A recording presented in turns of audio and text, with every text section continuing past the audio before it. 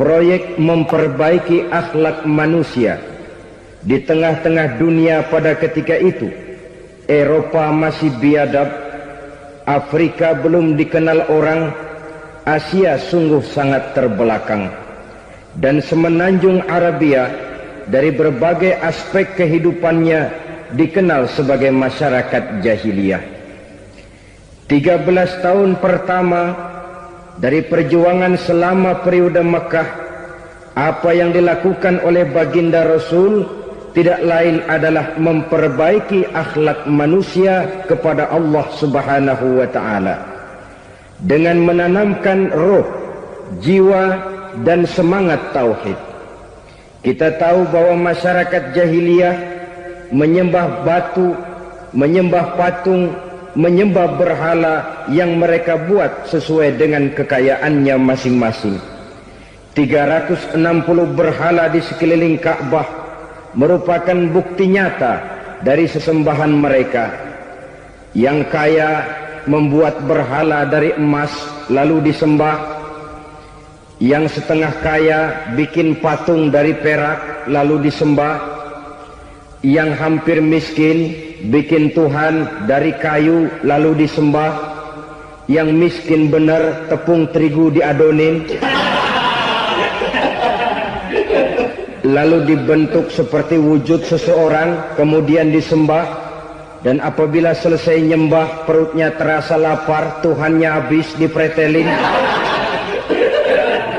Sepanjang sejarah kemanusiaan cuma masyarakat jahiliyah saja yang sampai makan Tuhan. Sesadis-sadisnya bangsa Indonesia belum pernah sampai makan Tuhan.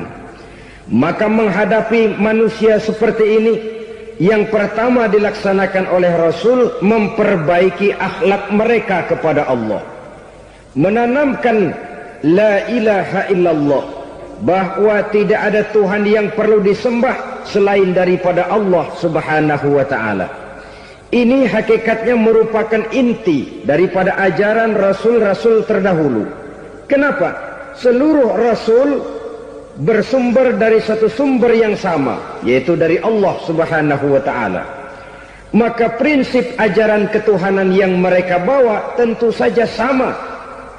Nabi Adam mengajarkan la ilaha illallah, Nabi Nuh mengajarkan la ilaha illallah, cuma tentu sambungannya Nuh Rasulullah. Nabi Ibrahim mengajarkan la ilaha illallah, Ibrahim Rasulullah. Nabi Musa mengajarkan la ilaha illallah, Musa Rasulullah. Bahkan Nabi Isa mengajarkan la ilaha illallah, Isa Rasulullah. Dan Nabi Muhammad mengajarkan la ilaha illallah, Muhammadur Rasulullah. Akhlak manusia kepada Allah dengan menanamkan tauhid. Jadi kalau ingin berakhlak yang benar kepada Allah, jaga tauhid, pegang teguh akidah. Saudara-saudara kaum muslimin rahimakumullah, lawan daripada tauhid adalah kufur. Kufur bisa dua, bisa kufur iman, bisa kufur nikmat. Kufur itu sifatnya, kafir itu orangnya. Ada orang kufur iman, dan ini merusak akhlak kepada Allah Subhanahu wa ta'ala. Kufur iman itu kadang-kadang bentuknya syirik, orangnya disebut musyrik.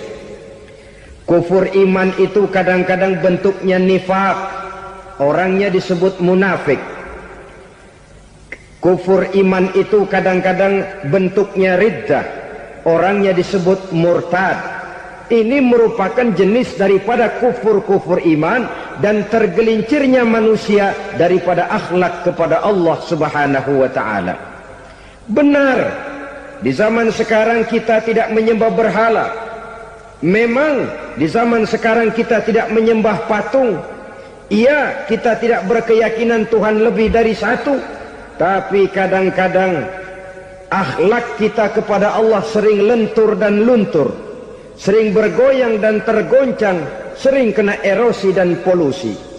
Bahwa kita tidak menyembah Latta, Uzza, Manat dan Hubal seperti masyarakat jahiliyah dahulu, memang Tapi Latta zaman sekarang, Uzza zaman sekarang, Manat dan Hubal di zaman sekarang, berhala-berhala di abad kita sekarang ini, kadang-kadang bernama harta, kadang-kadang bernama wanita, kadang-kadang bernama tahta, mungkin juga bernama Toyota. Sesuatu yang lebih kita agungkan daripada Allah, menjelmalah dia menjadi berhala-berhala di zaman kita sekarang ini. Manakala kita di kantor sudah lebih takut kepada kepala bagian kita daripada kepada Allah, maka Tuhan kita barangkali adalah kepala bagian kita. Manakala kita sudah lebih takut kepada manusia daripada kepada Allah, bergeserlah akhlak kita kepada Allah, mengagungkan manusia dan menomorduakan Allah. Maka di zaman sekarang akhlak kita kepada Allah sering kena erosi, sering kena polusi. Mungkin karena sulitnya lapangan kerja, tingginya tensi ekonomi, persaingan hidup yang makin tajam, sulitnya mencari lapangan kerja, orang kadang-kadang nekat, sedikit pertimbangan, picik pandangan, mudah melakukan potong kompas, sehingga terjadilah perbuatan-perbuatan yang memelencengkan akhlak kita kepada Allah Subhanahu wa ta'ala. Kadang-kadang terjebak mempercayai selain daripada Allah, kadang-kadang terjebak di dalam mengagungkan yang selain daripada Allah lebih dari yang seharusnya. Terkenalah akhlak kita kepada Allah jaringan-jaringan erosi dan polusi. Kufur sebagai lawanan daripada tauhid merupakan sifat daripada orang yang tidak berakhlak kepada Allah. Bentuknya pertama bisa syirik. Syirik itu artinya meyakini ada Tuhan lain selain daripada Allah. Itu yang namanya syirik. Jadi percaya Tuhan ada, cuman Tuhannya kelebihan. Itu yang disebut syirik, dan itu merupakan cerminan dari akhlak yang rusak kepada Allah Subhanahu wa ta'ala. Berkeyakinan Tuhan lebih dari satu, berkeyakinan bahwa Tuhan itu beranak atau diperanakkan, atau mengagungkan sesuatu sama dengan Allah, atau menjadikan yang selain Allah sebagai tujuan akhir daripada perjalanan kehidupan ini, maka itu sudah terjebak kita dalam musyrik. Dan syirik satu dosa yang tidak berampun. Bahasa kasarnya, yang namanya syirik itu jenis bapak moyangnya dosa. Saudara-saudara, sebab itu saya pesan, kalau memang terpaksa, biasanya yang tinggal di kota-kota besar itu kalau tidak kepengen dosa kan susah. Kalau terpaksa harus bikin dosa, cari yang kecil-kecil saja, yang kira-kira taubatnya gampang. Umpamanya pulang sholat Jumat nukar sendal, umpama yaitu jelas dosa. Tapi dosa yang taubatnya agak mudah. Jangan sampai terjebak ke dalam syirik, menyekutukan Allah. Kalau sudah menyekutukan Allah, Allah dimadu, murka benar Allah kepada kita. Innallaha la yaghfiru ayyushraka bih wa yaghfiru ma duna dzalika liman yasha. Allah tidak akan memberi ampun kepada orang yang menyekutukannya dengan sesuatu, tapi Allah mau mengampunkan dosa yang selain itu bagi orang yang dikehendakinya. Jadi orang-orang yang sudah terjebak syirik, menyekutukan Allah, meyakini ada Tuhan lain selain daripada Allah, meyakini Tuhan beranak atau diperanakkan, bagaimanapun baiknya mereka di dunia, bagaimanapun sosial jiwanya, bagaimanapun pemurah tangannya memberikan santunan dan pertolongan kepada orang lain, kalau sudah syirik, seluruh nilai kebaikannya akan tidak ada gunanya lagi, karena tidak ada tempat nilai kebaikan itu bergantung. Sedangkan kita berbuat baik agar diterima oleh Allah. Kalau Allahnya marah kepada kita, siapa yang akan menerima nilai kebaikan itu sendiri? Ini bentuk yang pertama. Yang nyata-nyata menyembah berhala, syirik. Yang nyata-nyata beriktikad Tuhan lebih dari satu, syirik. Atau yang tersamar. Yang tersamar itu yang sering jadi penyakit kita. Saya sejak ada perkutut ini di rumah, perkutut. Saudara-saudara, yang merusak akhlak kepada Allah, yang merusak tauhid setelah syirik, bisa juga berbentuk nifak. Nifak itu sifatnya, orang yang punya sifat nifak disebut munafik. Asal katanya dari nafakun. Nafakun itu satu lubang yang punya dua muka, seperti goa, ada tempat masuk, ada tempat keluar. Maka munafik orang yang punya dua muka. Kalau bahasa kita, pandai bermain minyak di atas air. Manis jika berhadapan, balik belakang lain bicara. Sehingga apa yang dinamakan nifak, kata Imam Ali Al-Jurjani dalam kitab ta'rifatnya, izharul imanu bil lisan wa kitmanul kufri bil qalbi. Menyatakan, menampakkan iman dengan lidahnya, tapi menyembunyikan kekafiran dalam hatinya. Dengan kata lain, lidahnya mah iman, hatinya mah kafir. Padahal hati itu yang dilihat, padahal hati itu yang dinilai. Kenapa lidahnya mengaku iman? Ya mungkin karena kepepet, mungkin karena kepentingan, mungkin karena ingin mencari kelemahan orang, lalu dia pura-pura beriman. Tapi sesungguhnya hatinya kufur. Ini merupakan penyakit munafik. Dan terus terang, menghadapi orang munafik jauh lebih berat daripada menghadapi orang kafir. Kenapa? Munafik ini kan musuh dalam selimut. Mau dibilang musuh nyata-nyata, apalagi di zaman Rasul ya, ketika periode Madinah, berat sekali menghadapi orang munafik. Mau dibilang kafir, kalau ketemu assalamualaikumnya medok juga.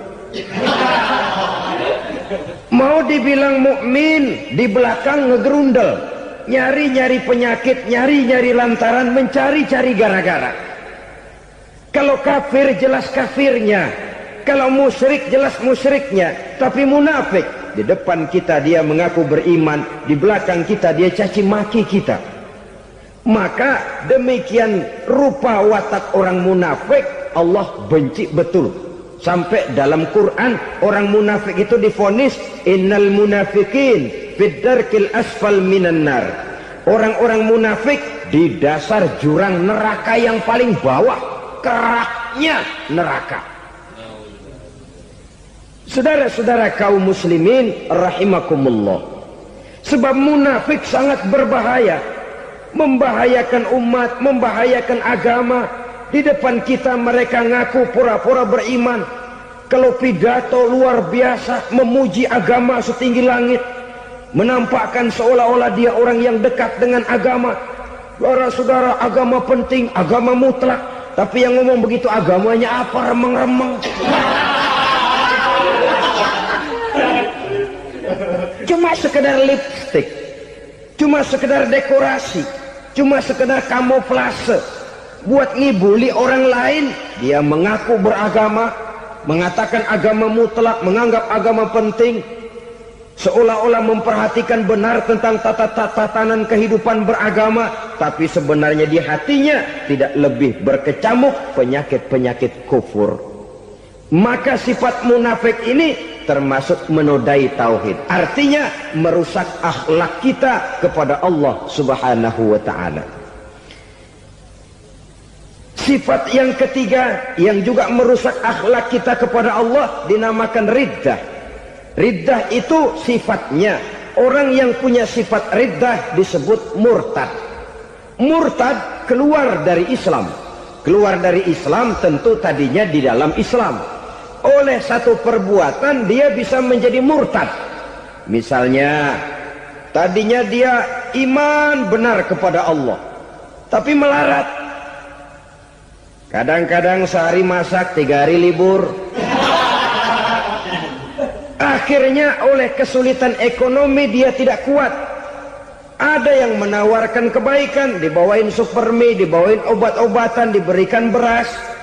Goyah imannya, keluar dia dari Islam, ikut agama orang yang memberikan pertolongan kepadanya, memilih kesenangan sebentar dengan mengorbankan kebahagiaan yang kekal. Maka orang semacam itu riddah sifatnya, murtad orangnya, keluar dari Islam.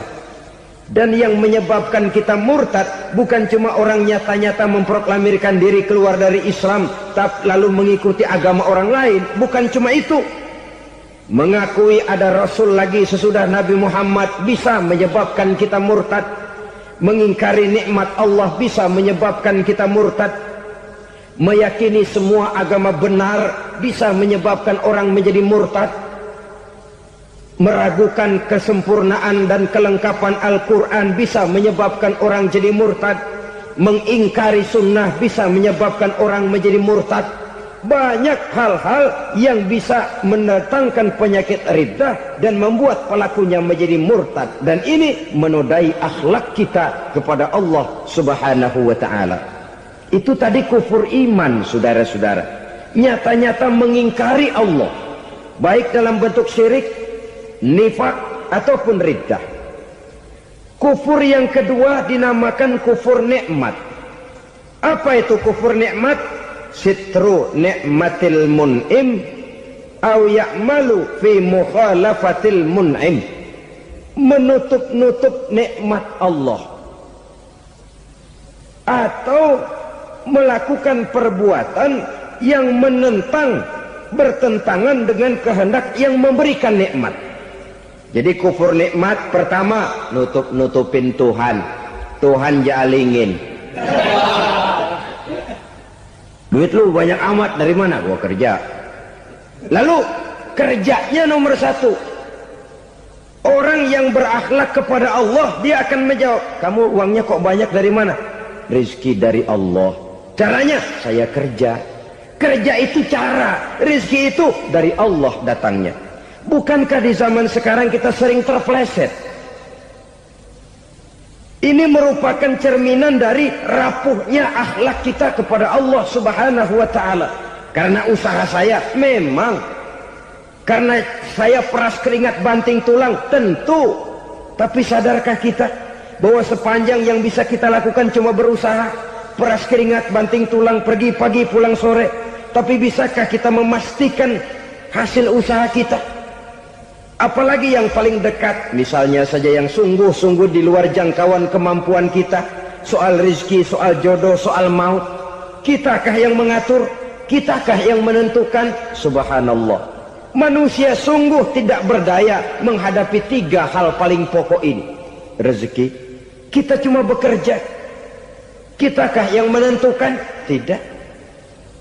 Kita berusaha saja, rezeki belum pasti dapat. Apalagi kalau kita tidak berusaha. Jangan terjebak dalam fatalisme. Belum perang udah nyerah. Emang dasar rezeki datangnya dari Tuhan, gak usah kerja. Dan ntar juga kalau dia datang. Dari mana datangnya? Kerja saja belum tentu dapat rezeki, apalagi kalau tidak kerja.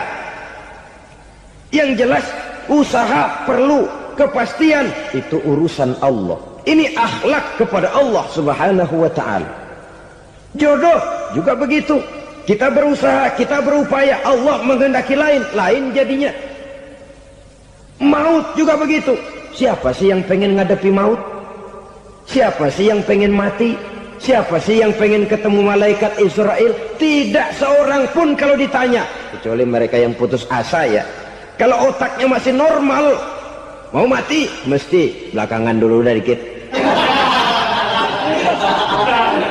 Tapi yang satu itu, saudara, kalau dia sudah datang, tenaga mana yang bisa menolak? Kalau dia sudah berkunjung, kekuatan mana yang bisa menghindar?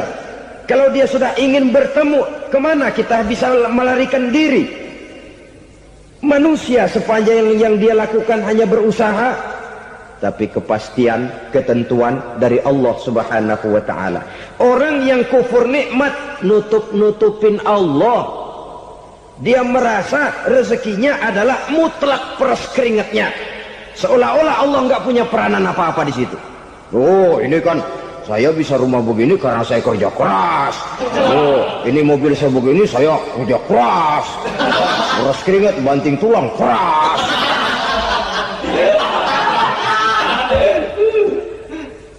Saudara-saudara kaum muslimin rahimahkumullah. Jadi menutup-nutupi Allah. Akibatnya nanti kalau dia berhasil, Allah ketutupan. Kalau dia gagal, orang lain dicaci maki, dicari kambing hitam. Kambing hitam kan mahal. Karena orang sering cari-cari kambing hitam. Jarang orang mau jujur kalau bertemu kesulitan lalu mencari sebab pada dirinya sendiri. Yang paling enak ya nyalain orang. Lo begitu. Orang lain yang paling enak kita salahin. Au ya'malu fi mukhalafatil mun'im, atau dia melakukan sesuatu yang tidak sesuai dengan kehendak yang memberikannya nikmat. Diberikan kita tangan, mulut sih nggak berhenti. Terima kasih Tuhan, alhamdulillah saya dikasih tangan. Cuma nih tangan enteng mak nabukin orang mulu. Itu sudah mukhalafatul mun'im, bertentangan dengan kehendak yang memberikan nikmat. Diberikan harta, mulutnya mah basah. Terima kasih Tuhan, alhamdulillah dikasih harta. Tapi pelitnya minta ampun. Kikir, koret, medit. Ini juga termasuk kufur nikmat, mempergunakan suatu nikmat bertentangan dengan kehendak daripada yang memberikan nikmat itu sendiri. Saudara-saudara kaum muslimin rahimakumullah, oleh karenanya kufur iman memang lebih bahaya daripada kufur nikmat. Tapi jangan lupa, kufur nikmat bisa menyeret orang kepada kufur iman. Nah kalau Allah udah dialingin, Tuhan sudah dinomor duain, lama-lama kenapa dia tidak mendewakan dirinya sendiri? Mendewakan pangkatnya, mendewa-dewakan otaknya, mendewa-dewakan kemampuannya. Pada awalnya dia memang cuma kufur nikmat, tapi lambat laun kalau ini tidak diobati secara pasti orang akan mengarah kepada kufur iman.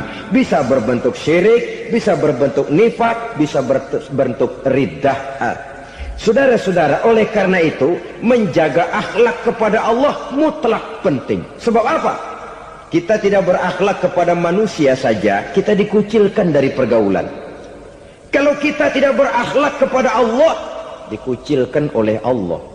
Hadis qudsi menyatakan, man lam yashkur ala na'mai wa lam yasbir ala balai falyakhruj min tahtis samai falyatlub rabban siwaya.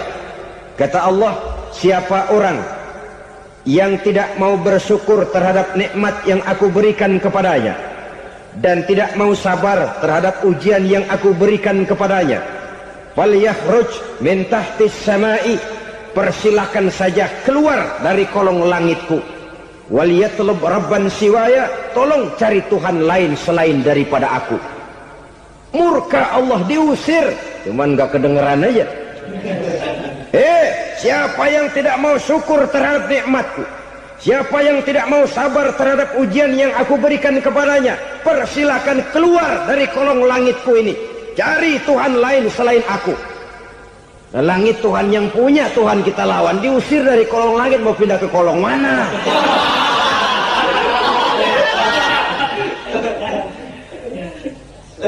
Jadi jangan merasa kufur nikmat kan enteng. Iya, kelihatannya begitu, tidak sebahaya kufur iman. Tapi kufur nikmat ini merupakan anak tangga yang kalau kita sudah mulai naik, kita akan naik terus sampai kepada tingkat di mana kita mengalami kufur iman. Kalau sudah ke sana, maka akhlak kita kepada Allah terkenalah erosi, terkena polusi, hancur akhlak kepada Allah, dan itulah sumber kesengsaraan abadi. Kalau cuma kita tidak berakhlak kepada manusia, barangkali resikonya cuma kehidupan di dunia ini. Mungkin juga ada kehidupan akhirat. Tapi kalau sudah tidak berakhlak kepada Allah, dunia akhirat kita rugi dan celaka. Maka pada kesempatan ini saya mengajak, marilah jaga baik-baik akhlak kita kepada Allah. Satu kali kita bertauhid, sampai mati kita bertauhid. Satu kali la ilaha illallah, jangan tergelincir lagi kita keluar daripada kalimat itu. Satu kali kita bertuhankan Allah, jangan bertuhan yang lain selain daripada Allah. Jangan sekutukan Allah, jangan samakan Allah dengan sesuatu, jangan mengangkat yang lain sama agungnya dengan Allah. Sebab dengan demikian kita seolah-olah sudah mengotori akhlak kita kepada Allah Subhanahu wa ta'ala. Ini berat, saudara-saudara. Ini tidak ringan. Kadang-kadang saya katakan tadi, masalah ekonomi, kadang-kadang persaingan hidup yang makin tajam, di tengah lapangan kerja yang makin sulit, di tengah orang banyak potong kompas. Kalau berpatokan kepada nilai tauhid, la ilaha illallah, tidak ada Tuhan selain Allah, maka saya tidak akan takut kecuali hanya kepada Allah. Saya tidak akan menggantungkan hidup kecuali hanya kepada Allah. Saya tidak akan minta rezeki kecuali hanya kepada Allah. Kadang-kadang situasi yang nekat membuat kita kehilangan keseimbangan, kehilangan pertimbangan, picik pandangan. Akibatnya kita merusak akhlak kepada Allah Subhanahu wa ta'ala. Ironinya kan orang sekarang kalau ditanya, lu nyolong ya? Iya. Kok berani? Emang. Lu nggak tahu Tuhan lihat? Tahu. Kok nyolong juga? Biarin. Kalau Tuhan mah lihat, jangan ribut. Enggak ribut katanya. Kalau orang lihat, 2 orang saja tahu, geger kelurahan. Ini kan sudah mendustai dirinya sendiri, sudah merusak akhlaknya kepada Allah Subhanahu wa ta'ala. Tuhan enggak ribut katanya. Saudara hadirin yang saya hormati, jadi oleh karenanya akhlak kita kepada Allah merupakan basis daripada kehidupan beragama. Kalau itu sudah mulai rapuh, mulai terkena erosi dan polusi, mulai rusak, dikhawatirkan nanti nilai ibadah kita kepada Allah juga akan turut ambruk karenanya. Masya Allah, sangat luar biasa tausiah yang sudah disampaikan oleh guru kita. Sahabat beriman yang dirahmati Allah, tetaplah di channel ini karena kajian ini belum selesai. Tentunya masih banyak lagi hal-hal menarik yang akan disampaikan oleh beliau. Mari kita lanjutkan kembali. Selamat mendengarkan. Saudara-saudara kaum muslimin rahimakumullah. Tugas yang kedua, memperbaiki akhlak manusia kepada sesama manusia. Kita tahu Islam sesuai dengan namanya adalah agama damai. Maka akhlak manusia kepada sesama manusia menempati porsi yang penting dalam kehidupan beragama. Bagaimana seorang muslim bergaul, bertata krama terhadap sesama manusia. Mari kita lihat lebih jauh persoalannya. Untuk memudahkan pembicaraan dari kacamata agama, kita kelompokkan saja manusia itu dalam 2. Pertama yang seiman dan yang kedua yang tidak seiman. Yang tidak seiman itu kita sebut saja kufur atau kafir. Nah, kepada yang kafir pun kita diajarkan untuk berakhlak. Apalagi kepada yang memang nyata-nyata seiman, sekeyakinan, seakidah. Kemanapun Islam datang, ke negara manapun ia masuk, ia tidak menaburkan kerusakan. Jadi tidak benar kalau orang pernah itu menggambarkan, saking sentimennya seorang orientalis pernah menggambarkan Nabi Muhammad di tangan kirinya Quran, di tangan kanannya pedang, menggambarkan seolah-olah Islam dikembangkan dengan kekerasan. Sebenarnya tidak sama sekali. Kalaupun dalam sejarah perkembangan Islam pernah terjadi perang, maka perang dalam Islam sesungguhnya apabila kita amati sejarahnya bukan untuk memaksakan agama, karena memang agama tidak bisa dipaksakan, tetapi justru untuk mempertahankan agama dari segala macam hambatan, rintangan, hinaan dan fitnahan. Tapi kemanapun yang jelas Islam masuk, dia tidak pernah membuat kekacauan, kerusuhan ataupun penghancuran.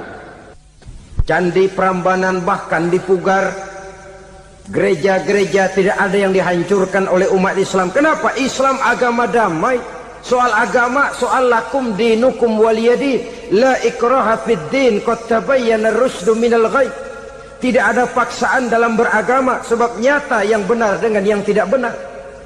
Belum pernah ada orang kafir masuk ke perkampungan orang Islam lalu dikejar-kejar, diteriakin kafir, kafir, sunatin.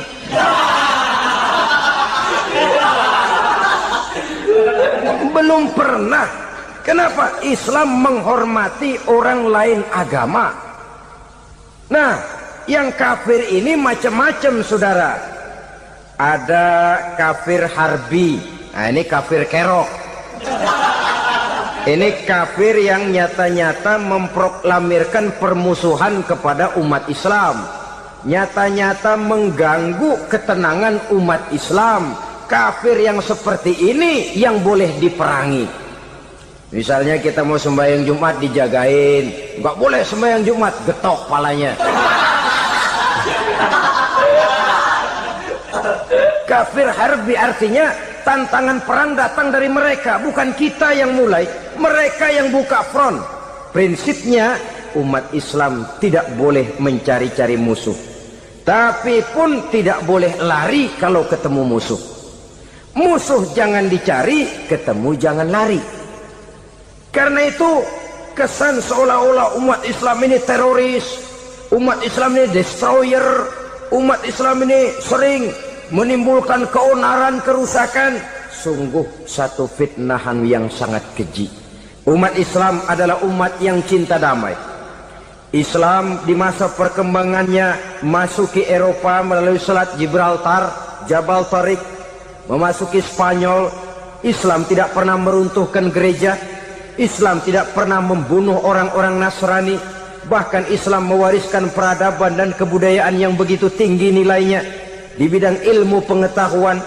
Sampai ketika itu Barat banyak mengkaji ilmu pengetahuan dari dunia Islam. Buku-buku berbahasa Arab diterjemahkan ke bahasa Yunani, dipelajari oleh para cendekiawan di negeri Barat sana. Mereka mengambil manfaat yang banyak dari masuknya Islam ke Eropa. Sementara gereja tetap berdiri dengan megahnya. Kuil-kuil tempat peribadatan tidak satupun yang diusik-usik. Kenapa? Islam agama yang cinta damai. Asal dia tidak diganggu, asal kehormatannya tidak dihinakan. Jadi kafir harbi, kafir yang nyata-nyata nantang perang, ngajak berkelahi. Itu kafir yang nyari penyakit. Kafir harbi ini boleh diperangi dengan catatan mereka yang memang mulai. Yang kedua kafir zimmi. Kafir zimmi, kafir yang hidup di tengah mayoritas muslim, tapi mereka mau hidup dengan aman, damai, tenang. Mereka wajib dilindungi. Bahkan Nabi pernah memberikan satu jaminan, man aza zimmiyan faqad azani. Siapa yang mengganggu orang kafir zimmi sama saja dengan mengganggu saya. Kehormatannya dijaga, harta bendanya dilindungi, anak istrinya pun dilindungi. Dan ini jadi kenyataan. Saudara bisa lihat di negara-negara yang mayoritas penduduknya beragama Islam, orang-orang kafir di luar Islam hidup dengan tenang, aman, damai. Di Saudi Arabia, di luar tanah haram, di luar Mekah dan Madinah, banyak orang-orang kafir mencari nafkah. Mereka tenang, aman, dilindungi undang-undang. Begitu di Mesir, begitu di negara Indonesia yang berdasarkan Pancasila ini. Kehidupan beragama menimbulkan gairah, rukun, tenang, aman, damai, sepanjang tidak saling ganggu, tidak saling usik, menghargai orang yang sudah beragama, tidak menjadikan penganut suatu agama sebagai sasaran dari dakwah agama lainnya. Saudara-saudara kaum muslimin rahimakumullah.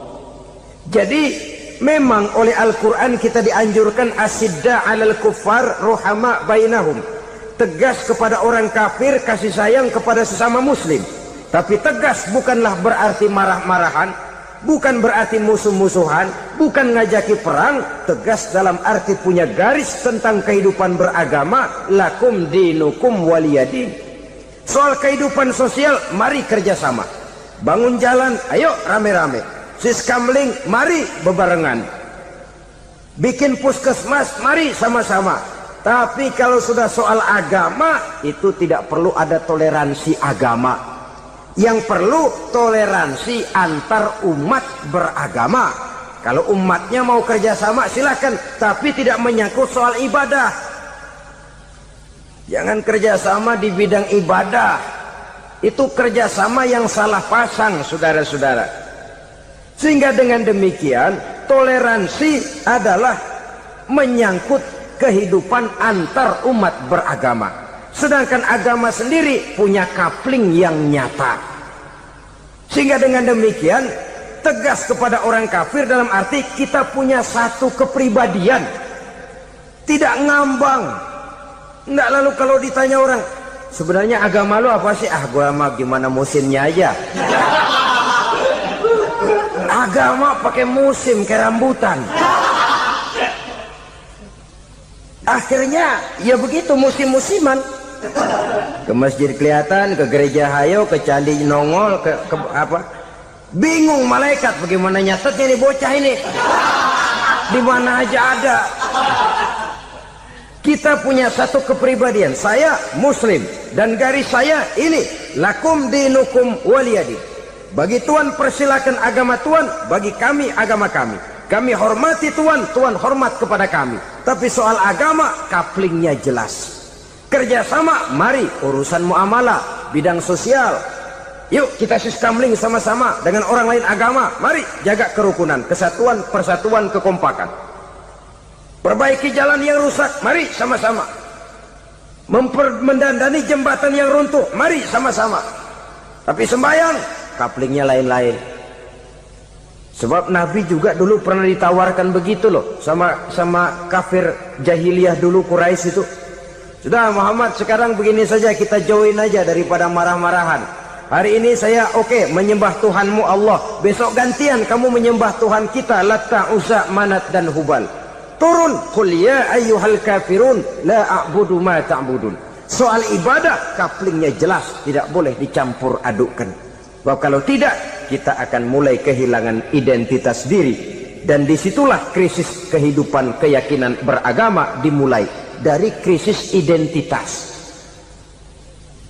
Hujan gede kan mulainya gerimis dulu. Di mana-mana ya gerimis dulu. Gerimis makin lama makin gede. Kita akan mulai dengan kehilangan identitas diri. Dari sana nanti kita malu mengakui keislaman kita. Kalau orang Islam malu mengakui keislamannya, ini kan ironi, menyedihkan. Ngakui Islamnya saja malu, menonjolkan keislamannya malu, tidak ada rasa bangga beragama. Padahal ini modal dasar. Hanyalah dengan rasa bangga beragama kita lalu konsekuen. Bukan bangga yang tidak konsekuen.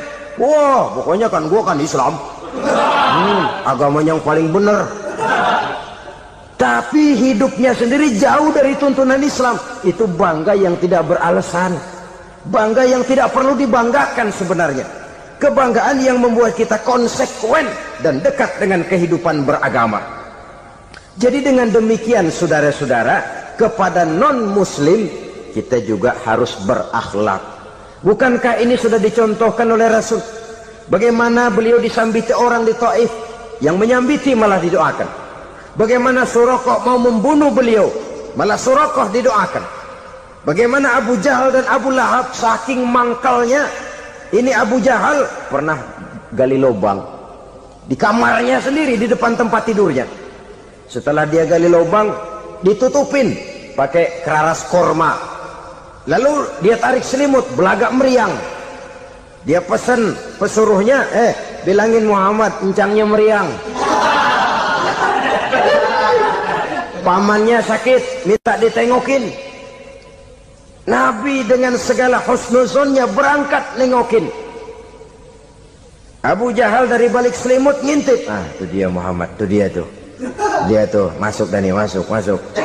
Mulai dia jalan, senang Abu Jahal. Ah, terus.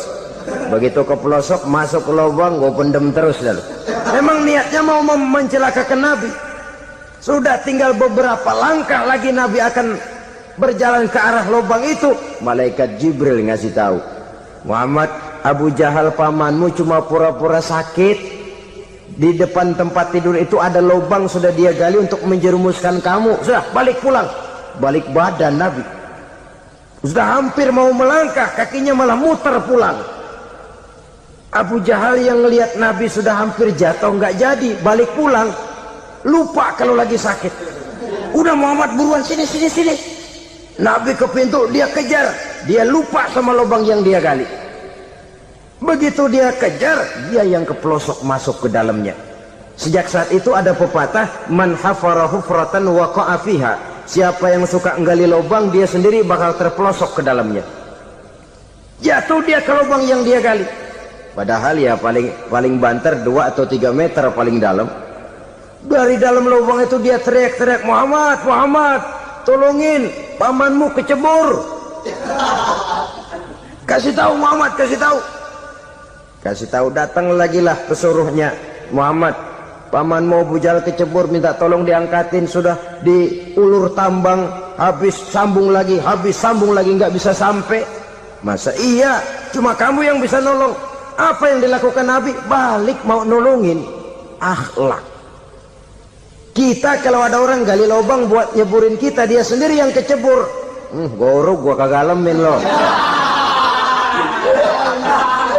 Mati sekalian dah.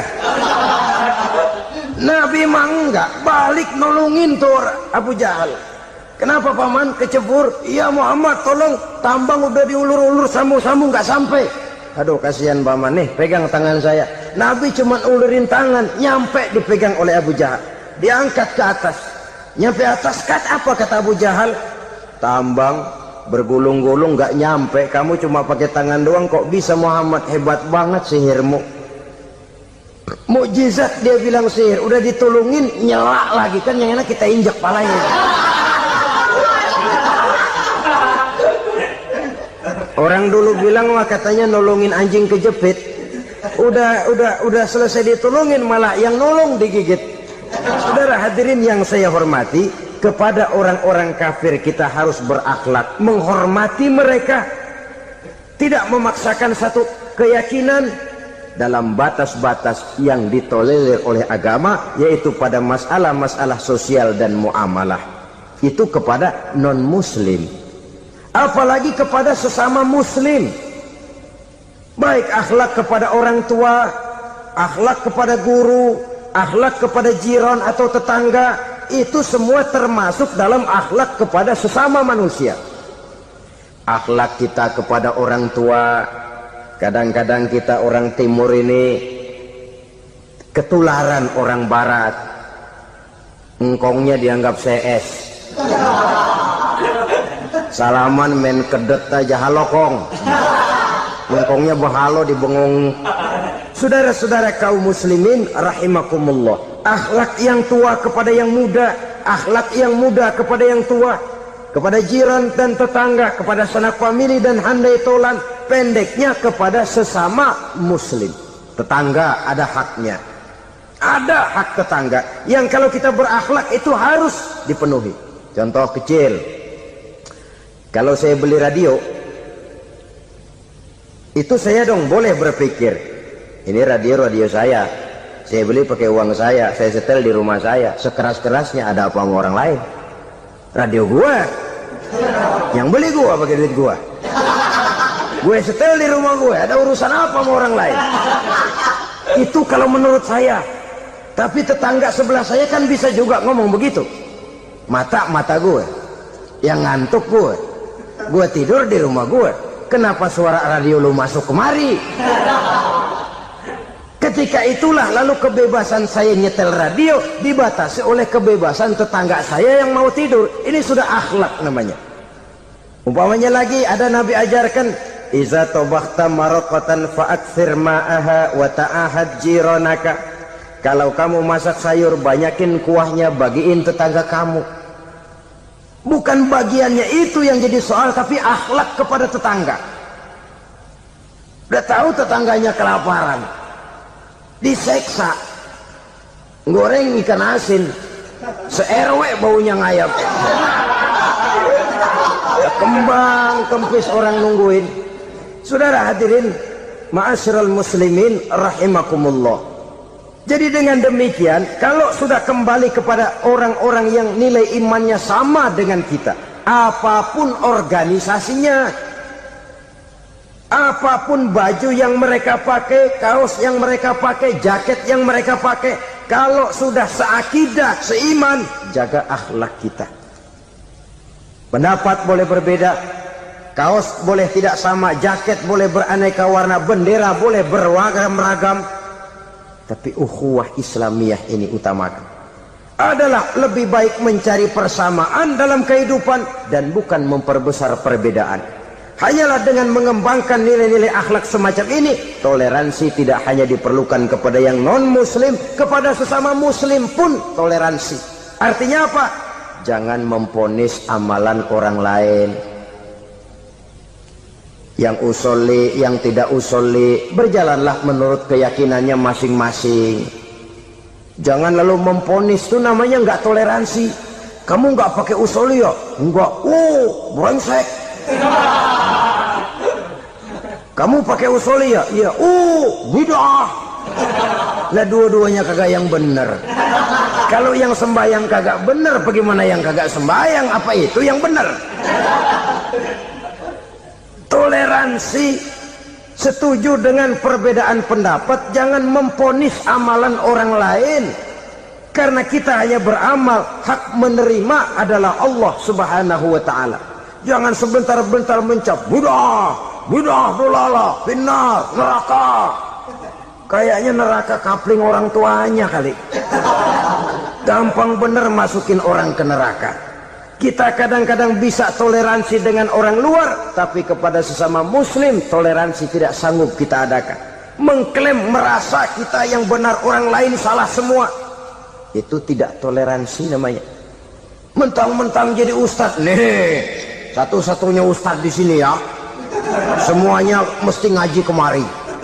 Kalau nggak ngaji kemari, Islamnya kurang tapi benar.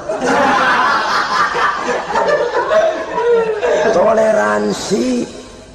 Saudara-saudara kaum muslimin rahimakumullah, lapang dada menghargai orang yang berbeda pendapat, apalagi kalau perbedaan pendapat itu menyangkut hal-hal yang tidak prinsipil, menyangkut hal-hal yang sekunder dalam kehidupan beragama, menyangkut masalah-masalah yang dalam bahasa fikih disebut soal-soal furu'iyah. Tidak usah menyebabkan kita bersih tegang. Kepala sama hitam pendapat boleh berbeda dan halal. Bahkan Nabi mengatakan ikhtilafu ummati rahmatun. Perbedaan pendapat di kalangan umatku bahkan menjadi rahmah, sepanjang perbedaan pendapat itu diiringi dengan rasa toleransi. Tapi kalau sudah main baku hantam, main klaim, memponis orang lain, akhirnya timbullah keretakan. Jangan heran kadang-kadang satu masjid dua kelir. Ya soal kelir boleh kelar-kelir, boleh kelar-kelir, tapi kalau harus terlalu mencolok menyebabkan timbulnya keretakan, saya kira yang akan turun bukan lagi rahmah tapi bala.